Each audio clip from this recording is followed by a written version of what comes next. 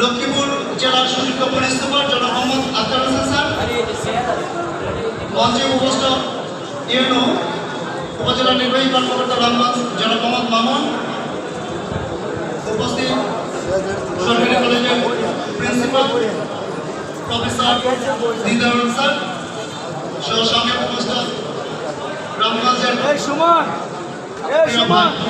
বিভিন্ন সংগঠনের সভাপতিবৃন্দ, আসসালামু আলাইকুম ওয়া রাহমাতুল্লাহি ওয়া বারাকাতুহু।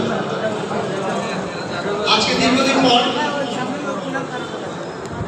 পুলিশি জনতাই পুলিশ আজকের এই অনুষ্ঠানটা তার প্রমাণ করেন। তো অনুষ্ঠানের শুরুতেই পবিত্র কোরআন থেকে তেলাওয়াত করার জন্য আমি অনুরোধ করছি রামগঞ্জ থানা জামে মসজিদের প্রতি মাওলানা মোহাম্মদ ইমরান হোসেনকে। প্লিজ মাওলানা মোহাম্মদ ইমরান হোসেন।